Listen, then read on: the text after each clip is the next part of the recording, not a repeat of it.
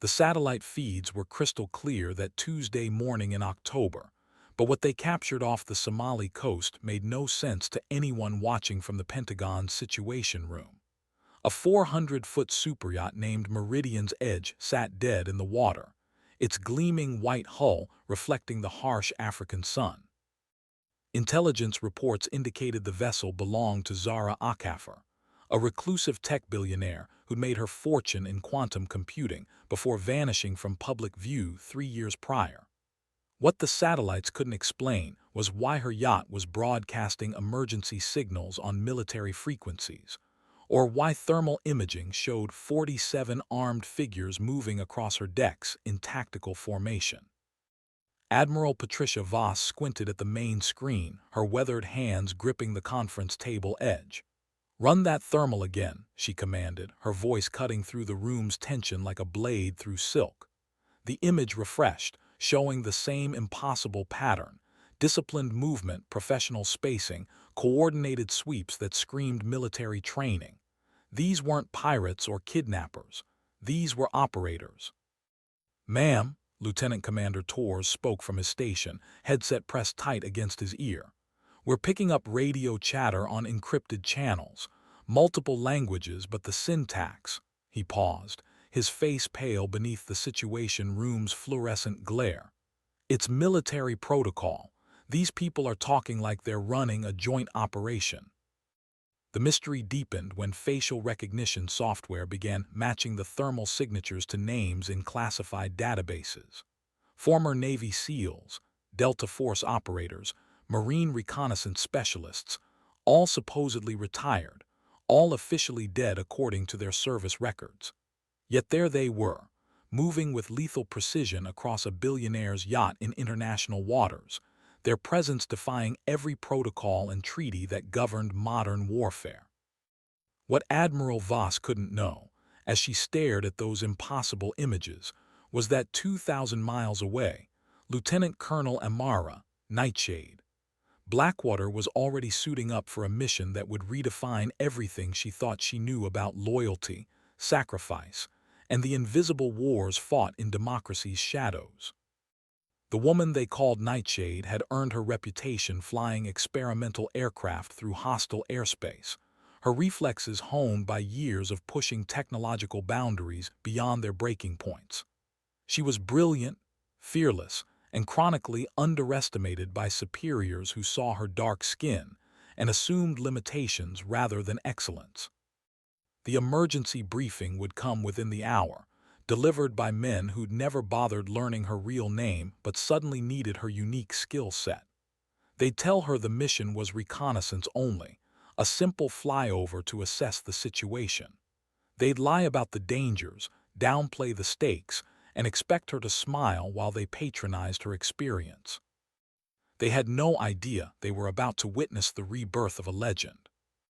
The morning sun painted the carrier deck in shades of gold and steel, but Lieutenant Colonel Amara Blackwater barely noticed the beauty as she performed her pre-flight inspection.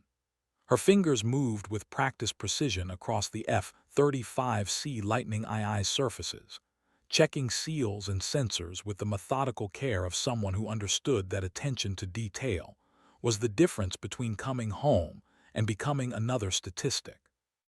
The aircraft represented the cutting edge of stealth technology, its angular surfaces designed to deflect radar signatures while housing enough firepower to level city blocks. "Nightshade, you copy?" The voice crackled through her headset, tinged with the casual condescension she'd learned to ignore over 15 years of military service. Commander Hayes sat in the carrier's Combat Information Center, surrounded by screens showing satellite feeds of the mysterious yacht. He'd been assigned to oversee her mission, though his experience with actual combat operations could be measured in PowerPoint presentations rather than flight hours. "Copy control," she replied, her voice steady despite the questions gnawing at her mind. The mission briefing had been deliberately vague, filled with bureaucratic doublespeak about reconnaissance parameters and information-gathering protocols. But Amara had read between the lines, noting the tension in Admiral Voss's shoulders and the way certain files remained classified above her clearance level. Her crew chief, Master Sergeant Rodriguez, approached with final system checks. Unlike the officers who saw her gender and race as obstacles to overcome, Rodriguez had worked with her long enough to recognize excellence when it wore pilots' wings. "All systems green, Colonel," he reported, his weathered face creasing into something approaching a smile. "That bird's ready to dance with whatever's out there." Amara nodded, pulling on her helmet with movements that spoke of muscle memory developed through thousands of hours in cockpits. The heads-up display flickered to life, painting her vision with tactical overlays and targeting reticles. Through the canopy, she could see the vast expanse of the Indian Ocean stretching toward the horizon, its surface deceptively calm given the storm brewing beneath diplomatic waters. "Nightshade, you're cleared for launch." Hayes's voice carried a note of barely concealed doubt. "Remember, this is strictly reconnaissance. No engagement, no deviation from flight path. We need eyes on that yacht, nothing more." The catapult system engaged with a mechanical roar that vibrated through her bones, launching 30 tons of aircraft and pilot into the morning sky at 150 miles per hour in less than 3 seconds. The sensation never got old, that moment when raw physics transformed her from earthbound human into something approaching pure velocity and purpose. As the carrier shrank beneath her wings, Amara adjusted her course toward coordinates that promised answers to questions no one seemed willing to ask directly. The F-35C sliced through morning air at 25,000 feet, its stealth profile rendering it invisible to conventional radar as Lieutenant Colonel Blackwater approached the coordinates. Below, the Indian Ocean stretched like hammered metal, broken only by the white wake of commercial shipping lanes that connected continents through commerce and diesel fuel. Her instruments painted the tactical picture in crisp digital clarity. Weather clear, visibility unlimited, no hostile aircraft detected within a 100-mile radius. "Control, Nightshade," she transmitted, her voice professional despite growing unease about the mission parameters. "Approaching target area. Request permission to descend for visual confirmation." The radio crackled with static before Commander Hayes responded. "Negative, Nightshade. Maintain altitude and use your sensors. We don't want to spook whoever's down there." Amara's training screamed against the restriction, but she'd learned to pick her battles with commanding officers who confused caution with competence. She banked left, bringing the mysterious yacht into her targeting system's field of view. The Meridian's edge appeared on her heads-up display as a detailed three-dimensional model, its every surface mapped by the F-35's advanced sensors. What she saw through the aircraft's optical systems made her breath catch. The yacht's deck swarmed with figures moving in tactical formations that spoke of professional military training. These weren't wealthy tourists or even sophisticated pirates. These were operators, their movements coordinated with the precision of special forces conducting a complex mission. "Control, I'm seeing approximately 40 personnel on deck," she reported, zooming her cameras for detailed imagery. "They're armed and moving in formation consistent with military operations." Through her magnified optics, she could make out individual faces beneath tactical gear. Something about their bearings suggested discipline beyond mercenary standards. The way they held their weapons, how they moved through doorways, the methodical clearing patterns that screamed years of specialized training. Then she saw her. Standing on the yacht's upper deck, a woman with rich dark skin and an elegant bearing that seemed untouched by the armed chaos surrounding her. She wore simple clothes, white pants, and a flowing blue shirt, but carried herself with the confidence of someone accustomed to command. More striking still, the armed figures around her weren't restraining or threatening her. They were protecting her. "Control, the yacht's owner appears to be coordinating with the armed personnel, not being held hostage," Amara transmitted, her analytical mind processing implications that didn't fit the mission briefing's assumptions. "Impossible," Hayes responded immediately. Intelligence reports indicate a hostage situation. But Amara's enhanced optics told a different story, one that suggested their intelligence was either fatally flawed or deliberately misleading. The radio frequency suddenly filled with encrypted transmissions, multiple voices using call signs she didn't recognize, but speaking with accents that sounded distinctly American. These weren't foreign operatives or terrorist cells. These were her countrymen, operating in shadows that stretched far beyond official military doctrine. As her F-35C circled at altitude, Lieutenant Colonel Blackwater realized she'd stumbled into something far more complex than a simple reconnaissance mission. The question now was whether anyone back on the carrier wanted to hear the truth about what was really happening on that yacht, or if truth had become a casualty of whatever classified operation was unfolding beneath her wings. Her instruments detected incoming aircraft. The radar signature appeared on Amara's display like a digital ghost materializing from electronic ether. 4 aircraft approaching from the northeast at high speed, their profiles matching FA-18 Super Hornets configured for air-to-surface operations. The timing couldn't be coincidental. Someone had dispatched strike aircraft toward the yacht's position, and her reconnaissance mission was about to become significantly more complicated. "Control, Nightshade," she transmitted with controlled urgency. "I have 4 fast movers inbound from the northeast, bearing 045, estimated arrival in 12 minutes. Please advise on mission parameters." The radio silence stretched for nearly 30 seconds before Hayes responded, his voice carrying tension that confirmed Amara's suspicions about the mission's true nature. "Nightshade, maintain position and continue observation. Do not engage or interfere with other aircraft operations." Through her canopy, she could see the approaching formation as distant specks against the morning sky, their exhaust contrails painting white lines across the blue canvas of atmosphere. Standard doctrine called for positive identification and coordination between aircraft operating in the same area, but Hayes's instructions suggested this mission existed outside normal protocols. Down on the yacht, thermal imaging showed the armed figures taking defensive positions along the vessel's perimeter. They moved with practiced efficiency that spoke of extensive training in repelling airborne attacks, their coordination suggesting they'd anticipated this exact scenario.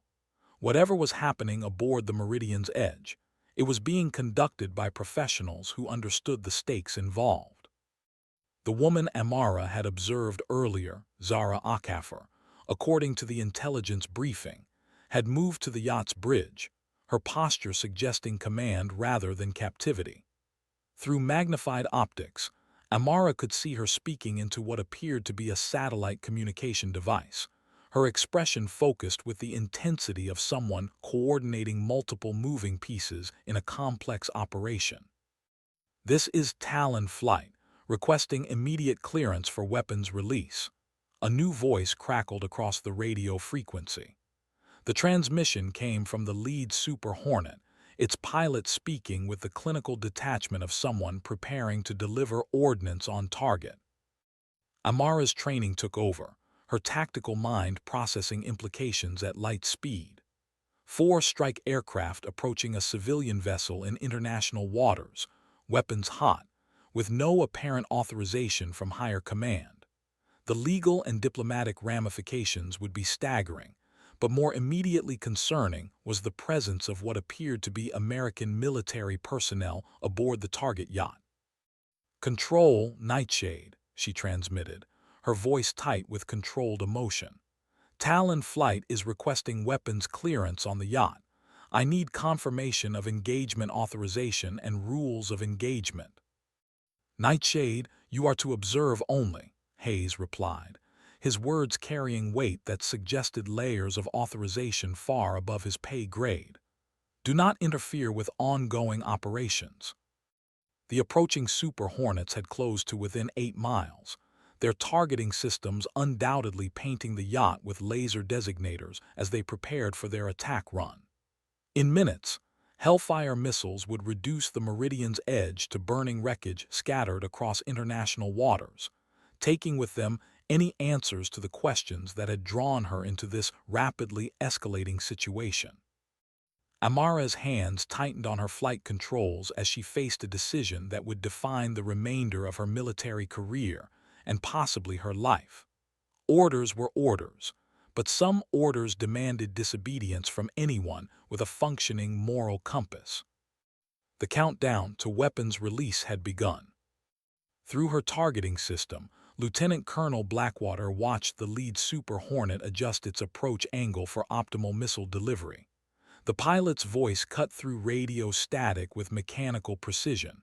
Talon 1, 10 seconds to weapons release. Target painted and locked.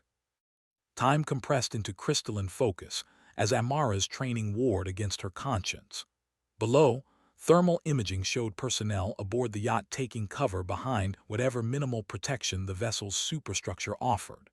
They weren't running in panic or abandoning ship. They were preparing to fight, their movements coordinated with military discipline that spoke of shared understanding about acceptable losses in service to larger objectives. The woman on the bridge, Zara Akafar, remained standing in full view, her posture suggesting she was issuing final commands rather than seeking shelter. Whatever operation was unfolding aboard that yacht, she was its architect, and she intended to see it through regardless of incoming ordnance. 5 seconds to weapons release, Talon 1 announced, his voice carrying no emotion despite preparing to end dozens of lives with the press of a button. Amara's decision crystallized with the sudden clarity that sometimes accompanies moments of absolute moral imperative. She pushed her throttles forward and dove toward the sea, her F-35C accelerating through the sound barrier as she positioned herself between the attacking aircraft and their target. Her radar warning receiver screamed as multiple targeting systems locked onto her aircraft, painting her with electronic signals that marked her for destruction. "Nightshade, what the hell are you doing?" Hayes's voice exploded through her headset, professional composure shattered by her deviation from orders. Talon flight," she transmitted on the tactical frequency, her voice cutting through radio chatter with command authority earned through 15 years of military service. "This is Lieutenant Colonel Blackwater, call sign Nightshade. I am declaring myself mission commander for this area of operations. Weapons hold, weapons hold. I repeat, weapons hold pending target verification." The formation of Super Hornets banked away from their attack run, their pilots undoubtedly confused by the sudden intervention of an aircraft that wasn't supposed to exist according to their mission briefing. Amara used those precious seconds to position her F-35C directly above the yacht, her presence serving as both shield and statement about the lines she was prepared to cross. "Nightshade, you are ordered to clear the area immediately," a new voice commanded, Admiral Voss herself, speaking with authority that carried the weight of decades in command. "Stand down and return to base." Below, the armed figures on the yacht had lowered their weapons and were looking skyward at the aircraft that had intervened on their behalf. Through her magnified optics, Amara could see some of them removing their tactical helmets, revealing faces that looked distinctly American despite their presence on a billionaire's yacht in international waters. "Negative, Admiral," Amara responded, her career effectively ending with those two words. "I need verification of target identification and legal authorization for weapons release in international waters." The radio fell silent except for the electronic whisper of encrypted communications passing between command centers she couldn't access. Lieutenant Colonel Blackwater had crossed a line from which there could be no return, but as she maintained position above the yacht, she felt the strange peace that comes with acting according to conscience rather than convenience. The standoff stretched across electronic silence broken only by the whisper of jet engines and the distant crash of ocean waves against the yacht's hull. Through her canopy, Amara could see the Super Hornets maintaining their holding pattern at a respectful distance, their pilots undoubtedly receiving updated orders through channels she couldn't monitor. Her fuel gauge showed enough endurance for another 40 minutes of flight time, enough to complicate whatever timeline had been established for this operation, but not enough to change its ultimate outcome. Nightshade, Admiral Voss's voice returned to the frequency, carrying weight that suggested consultation with authorities far above her own considerable rank. You are relieved of duty and ordered to return to base immediately. Failure to comply will result in court-martial proceedings. The threat carried real consequences that would destroy everything she'd built over 15 years of military service. But Amara had passed the point where personal considerations outweighed moral imperatives. Through her targeting system, she could see the yacht's crew beginning to relax their defensive positions, their body language suggesting relief at the temporary reprieve her intervention had provided.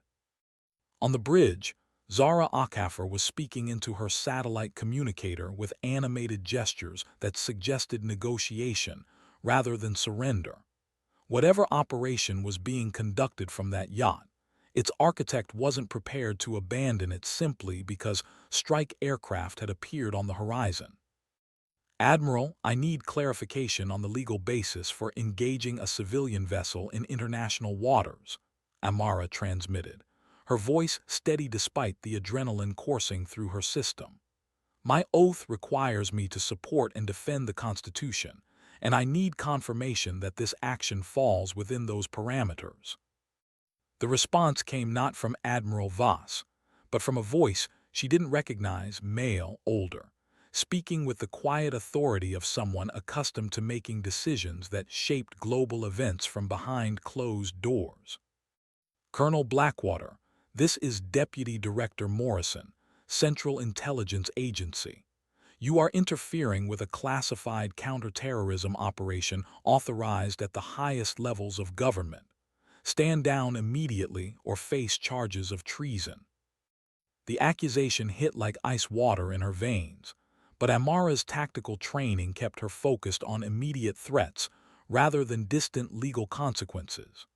Through her sensors, she detected new radar contacts approaching from the west, larger aircraft moving at subsonic speeds that suggested cargo or transport capabilities rather than strike missions.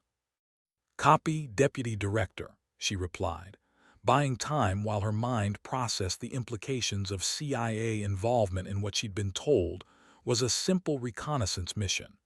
I need verification of authorization codes and legal framework before complying. Below, the yacht's crew had begun launching small boats, their movements suggesting evacuation procedures rather than defensive operations. Whatever Zara Akaffer had been coordinating from that floating command center, its completion appeared imminent regardless of the military assets arrayed against her. The approaching aircraft were close enough now for visual identification. Two CV-22 Ospreys configured for special operations, their tilt-rotor design allowing them to combine helicopter versatility with airplane speed.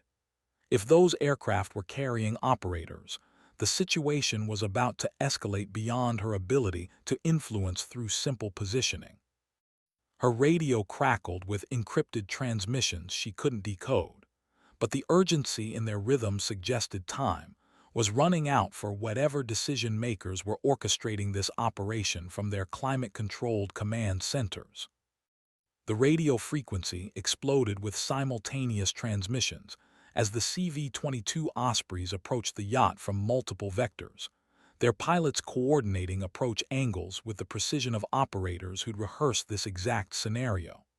Through her targeting system, Amara watched the aircraft transition from airplane to helicopter mode, their massive rotors tilting to provide vertical lift as they prepared for deck insertion. All stations, this is Overlord. A new voice commanded the frequency with authority that silenced all other communications. Operation Blackwater is authorized to proceed. I repeat, Operation Blackwater is authorized to proceed. The call sign struck her like physical impact, her own name repurposed as an operational designation, suggesting this entire scenario had been orchestrated around her presence and predictable responses. The recognition sent cold realization through her nervous system. She hadn't stumbled into a classified operation. She was the classified operation. Below, the yacht's crew was moving with renewed urgency as the Ospreys descended toward landing positions on the vessel's expansive deck. But instead of defensive preparations, they appeared to be facilitating the aircraft's arrival, clearing landing zones and securing loose equipment with the efficiency of professionals preparing for an Allied insertion. Nightshade, Admiral Voss's voice cut through her confusion with unexpected gentleness. Colonel, I need you to listen very carefully to what I'm about to tell you. Through her canopy, Amara watched the first Osprey touch down on the yacht's deck, its rear ramp lowering to disgorge a squad of operators in full tactical gear. But these weren't attacking forces. They moved with the relaxed posture of reinforcements arriving at a friendly position, their weapons held in patrol-ready rather than assault positions. The woman you've been observing is not a hostage, Admiral Voss continued, her words carrying weight that reframed everything Amara thought she understood about the situation. Zara Akafer is one of our most valuable intelligence assets, and she specifically requested you for this operation. The second Osprey was landing now, its crew chief directing the offload of equipment that looked more like communication gear than assault weapons. On the bridge, Zara Akafer was gesturing toward Amara's circling aircraft, her expression suggesting satisfaction rather than concern about the military presence surrounding her vessel. Requested me, Amara transmitted, her voice tight with controlled emotion as the implications began cascading through her understanding of recent events. Your reputation preceded you, Colonel, Admiral Voss replied. Your willingness to act according to conscience rather than convenience, your ability to make impossible decisions under pressure, and most importantly, your complete inability to be bought, intimidated, or compromised by any authority that conflicts with your moral compass. The yacht's deck had transformed into a staging area for what appeared to be a major intelligence operation, with personnel establishing communication arrays and defensive positions that suggested long-term occupancy rather than temporary insertion. Whatever Zara Akafer had been orchestrating from international waters, it was expanding rather than concluding with the arrival of American military assets. Colonel Blackwater, Deputy Director Morrison's voice returned to the frequency, but his tone had shifted from threat to invitation. Would you be interested in learning what Ms. Akafer has discovered about threats to American national security, and why she needed someone with your particular combination of skills and integrity to help her respond? Through her targeting system, Amara could see Zara Akafer looking directly at her circling aircraft, one hand raised in what appeared to be a greeting rather than a surrender. The fuel gauge on Lieutenant Colonel Blackwater's F-35C showed 28 minutes of endurance remaining, as she processed the revelation that her entire military career had apparently been orchestrated as preparation for this moment. Below, the yacht had transformed into a floating command center with communication arrays and tactical equipment that spoke of planning and resources far beyond any individual billionaire's capabilities. Admiral, she transmitted, her voice carrying the controlled tension of someone recalibrating their understanding of reality in real time. I need clarification on my actual mission parameters and command authority. Your mission, Colonel, is to land on that yacht and receive a briefing that will fundamentally change your understanding of current threats to American national security, Admiral Voss replied. Ms. Akafer has intelligence that requires someone with your unique combination of piloting skills, tactical experience, and most importantly, absolute moral integrity to act upon. Through her sensors, Amara could see the yacht's crew clearing a landing area on the vessel's forward deck, their movements suggesting they'd prepared for her arrival, despite the mission briefing's emphasis on reconnaissance only. The implications were staggering.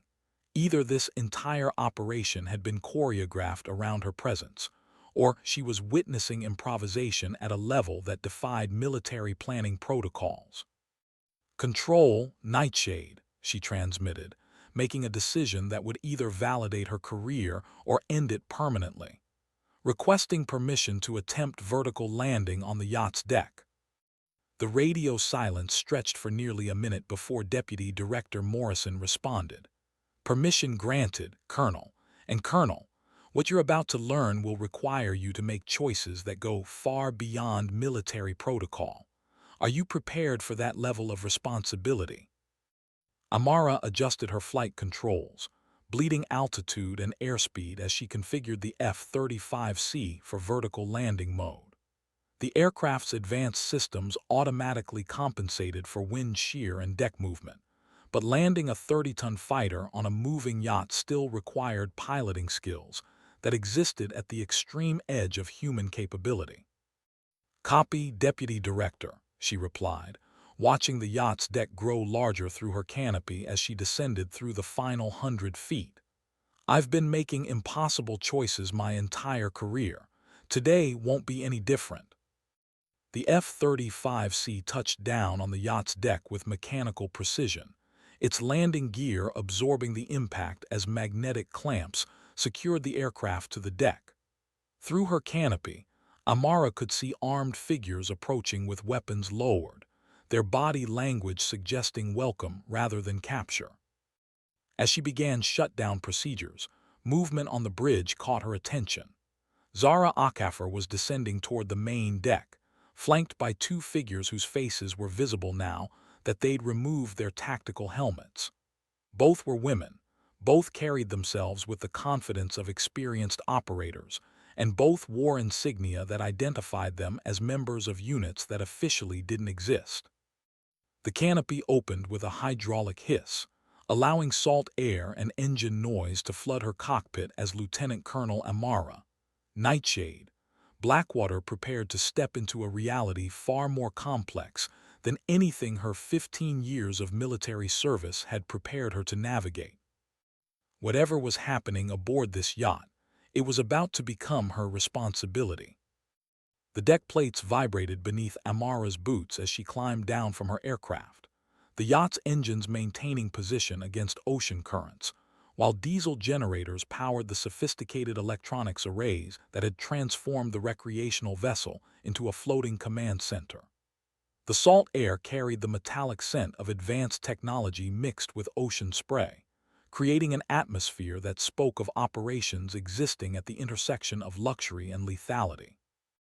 Zara Akafer approached with confident strides that suggested familiarity with command presence despite her civilian clothes.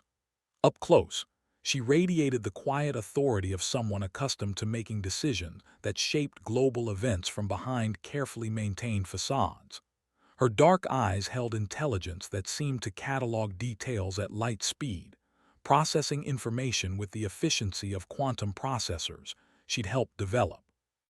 "Lieutenant Colonel Blackwater," she said, extending a hand that bore calluses inconsistent with a billionaire's pampered lifestyle. "Thank you for coming. I realize the circumstances are somewhat irregular." The two operators flanking her stepped forward with movements that spoke of shared combat experience. The taller of the two, a woman with prematurely gray hair and scars that suggested close-quarters combat, wore no rank insignia but carried herself with the confidence of senior leadership. "Colonel, I'm Commander Sarah Chen, formerly of DEVGRU," she said, using the official designation for SEAL Team 6. "Currently working as Ms. Akafer's Director of Operations for projects that require specialized skill sets." Her companion, a stocky woman whose accent suggested origins in the American Southwest, stepped forward with a slight smile that didn't reach her eyes. "Major Elena Rodriguez, formerly Delta Force, currently wondering what the hell we've gotten ourselves into with this particular operation."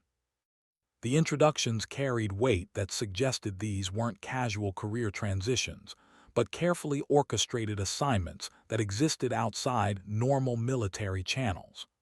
Around them, Other personnel continued establishing communication links and defensive positions with efficiency that spoke of extensive rehearsal.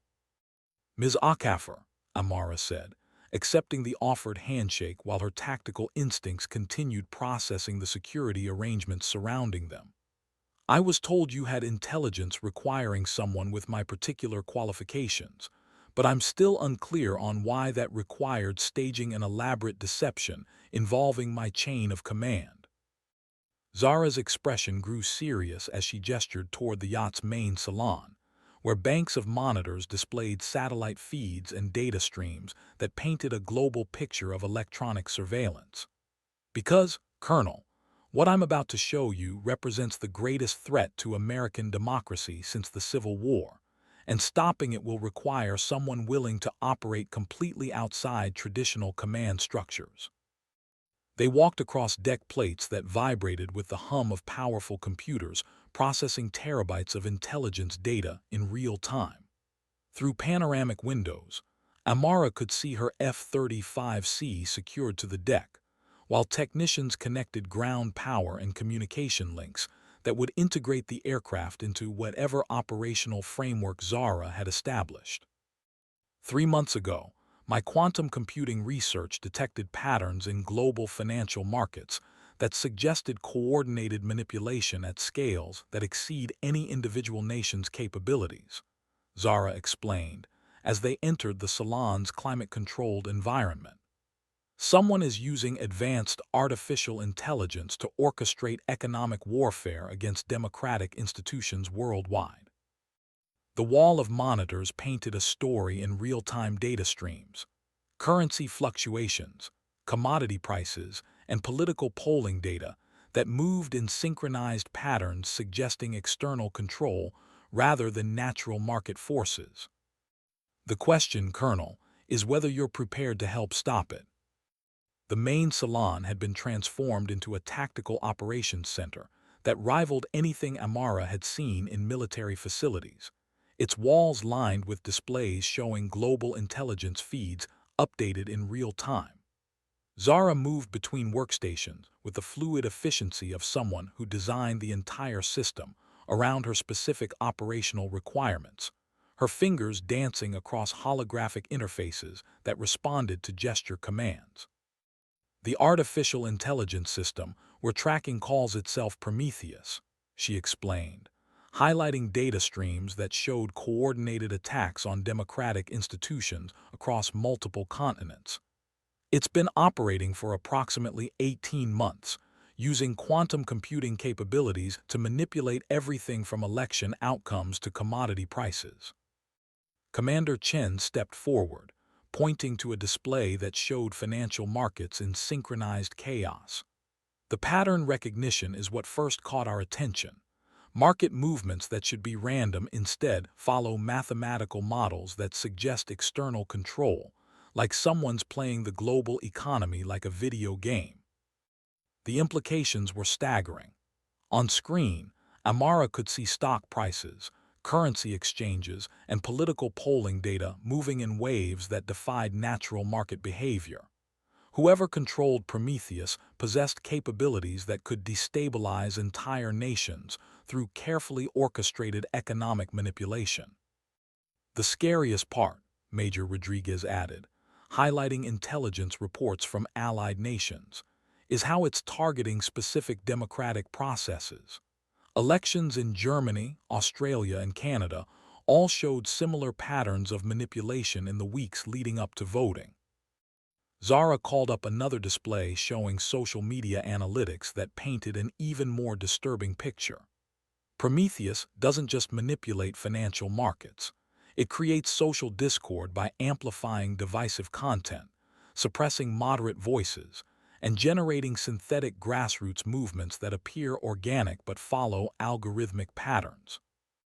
Through the salon's windows, Amara could see the horizon where American naval assets maintained distant positions, their presence suggesting this operation carried official sanction despite its unconventional appearance. The yacht itself represented a perfect cover for intelligence gathering Wealthy individuals routinely traveled international waters without attracting attention, making it an ideal platform for monitoring global communications. "Who's controlling it?" she asked, though her tactical instincts already suggested the answer would complicate any simple military response. "That's where the situation becomes legally and diplomatically complex," Zara replied, calling up intelligence files that made Amara's blood run cold. "Prometheus appears to be controlled by a consortium of American defense contractors working in coordination with foreign intelligence services. They're not enemies in the traditional sense. They're business partners treating democracy as a market commodity." The files showed corporate logos she recognized. Major defense companies, technology firms, and financial institutions that held contracts worth billions of dollars with the U.S. government. If Zara's intelligence was accurate, the threat came not from foreign adversaries but from domestic corporations that had decided democracy was less profitable than controlled chaos. "Colonel," Commander Chen said quietly, "we need someone with your piloting skills and moral compass because stopping Prometheus will require operations that exist completely outside legal frameworks. Are you prepared to wage war against American corporations in defense of American values?" The question hung in the salt air like ordnance waiting to detonate, its implications threatening everything Amara had believed about her service and sacrifice. The weight of revelation settled across Amara's shoulders like tactical gear, loaded for extended operations, as she processed intelligence that redefined her understanding of national threats. On screen, financial data painted patterns of manipulation, so sophisticated that only quantum-level computing could execute them, while social media analytics showed how American corporations were systematically undermining democratic discourse for profit. "The immediate threat," Zara continued, highlighting satellite intelligence feeds showing unusual activity at corporate facilities across the continental United States, "is that Prometheus is preparing for what appears to be a coordinated assault on the upcoming midterm elections. Our analysts project a 93% probability of complete democratic breakdown if current patterns continue." Major Rodriguez pointed to tactical displays showing corporate security forces being quietly mobilized at key infrastructure points. "These aren't rent-a-cops, Colonel. We're tracking former military personnel with specialized training being positioned near election centers, communication hubs, and power distribution facilities." The implications were terrifying. Through the yacht's sophisticated surveillance capabilities, they were watching American corporations prepare for what amounted to a bloodless coup orchestrated through economic manipulation and information warfare. Traditional military responses were useless against enemies who operated through stock markets and social media platforms rather than battlefield tactics. "What's our legal authority for responding?" Amara asked, though her experience suggested the answer would involve operating in gray areas that existed beyond congressional oversight. Commander Chen's expression grew grim as she called up classified documents that carried presidential authorization codes. Executive Order 14,028 authorizes extraordinary measures to defend critical infrastructure against cyberattacks, but it's never been interpreted to include actions against domestic corporations. We're in uncharted legal territory. The documents painted a picture of presidential advisors struggling with threats that exceeded existing legal frameworks. How do you respond to an enemy that uses corporate boardrooms instead of military bases, that wages war through algorithmic manipulation rather than kinetic weapons? "The operational challenge," Zara explained, highlighting target facilities on tactical maps, "is that Prometheus operates through distributed computing networks housed in corporate facilities that enjoy constitutional protections against unreasonable search and seizure. We can't just bomb our way to victory." Through the salon's windows, Amara could see approaching aircraft, more CV-22 Ospreys carrying personnel whose faces she couldn't identify but whose body language suggested they were professionals accustomed to impossible missions. Whatever Zara was orchestrating from this floating command center, it was expanding beyond simple intelligence gathering into active operations. "Colonel," Zara said quietly, her voice carrying weight that suggested they'd reached the moment where theoretical discussions became operational commitments. "I need someone with your unique combination of skills to pilot reconnaissance missions against target facilities. But I need to be clear about what I'm asking." The displays around them showed corporate facilities that would be heavily defended, their security systems designed by the same companies that protected military installations. Getting close enough for meaningful intelligence gathering would require piloting skills that existed at the extreme edge of human capability. "You're asking me to commit acts that could be defined as domestic terrorism," Amara replied, her tactical mind already processing flight profiles and defensive systems she'd need to overcome. "I'm asking you to choose between legal protocol and democratic survival." The afternoon sun painted shadows across the yacht's deck as Lieutenant Colonel Blackwater stood at the threshold of a decision that would define not just her career, but her fundamental understanding of duty and loyalty. Around her, the floating command center hummed with activity as intelligence analysts and tactical operators prepared for missions that existed beyond any legal framework she'd sworn to uphold. Through panoramic windows, she could see her F-35C Lightning II secured to the deck, its stealth capabilities representing the technological edge that made such operations possible. The aircraft had been designed to penetrate enemy airspace undetected, but using those capabilities against American corporations raised questions about who exactly qualified as enemies in conflicts that transcended traditional definitions of warfare. "The first target," Zara explained, highlighting a facility in Nevada that appeared unremarkable from satellite imagery but housed computing capabilities that rivaled government installations, "is a data center operated by Meridian Solutions. Our intelligence indicates it's housing key components of the Prometheus system." Commander Chen stepped forward with tactical assessments that painted a grim picture of the facility's defensive capabilities.